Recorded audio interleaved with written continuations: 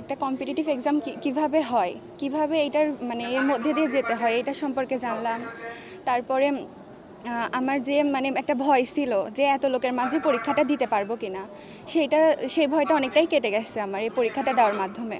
আর এই পরীক্ষাটা দেওয়ার ফলে এত লোকের মধ্যে আমি বিভিন্ন অ্যাডমিশন টেস্ট আমার অনেক লোকের সাথেই দিতে হবে।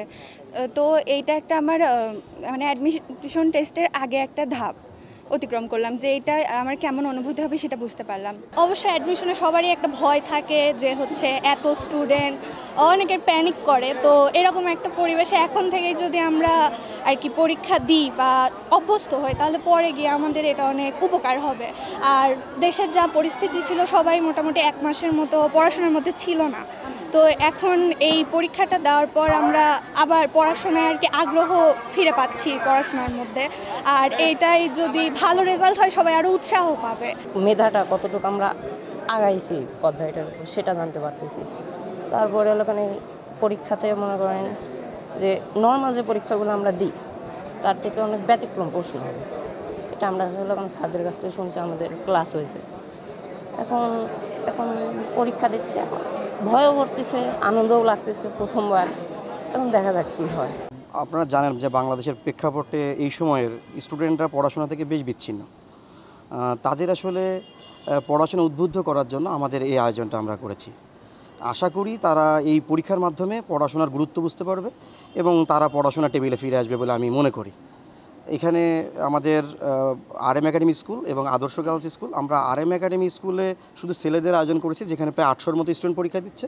আর আদর্শ গার্লস স্কুলে এখানে প্রায় আপনার 800-র মতো পরীক্ষা দিচ্ছে। 1600 something student already form fill up করেছে। এবং এখানে আমরা আরও ওদেরকে উদ্বুদ্ধ করার জন্য ওদের জন্য 1 লক্ষ টাকার মেধাবৃত্তি রেখেছি।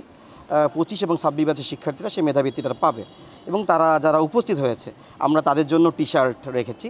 এবং আপনারা জানেন যে বাংলাদেশের বিভিন্ন জেলাতে আজকে আমাদের ভাইয়েরা আজকে বন্যায় প্লাবিত, তাদের দুঃখ কষ্ট হচ্ছে আমরা জেনেছি।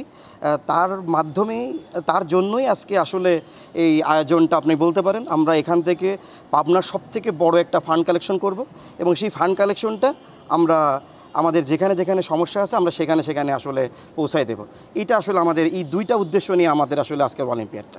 এবং আমি এই মেসেজটা দিতে চাই পাবনা থেকে যে আগামীতে এই পাবনাটা বাংলাদেশের একটা শিক্ষা নগরীতে রূপান্তরিত হবে এবং এর জন্য আমি বাংলাদেশের সকল মানুষের কাছে সহযোগিতা চাই। এবং আমাদের পাবনার যে শিক্ষকরা যারা রয়েছেন তারা কিন্তু আমাদের সাথে আছেন, আপনারা দেখেছেন। এবং আমি তাদেরকে বলতে চাই যে আসেন আমরা একসাথে কাঁধে কাঁধ মিলিয়ে চলি, আমরা পাবনাটাকে শিক্ষা নগরীতে রূপান্তর করি।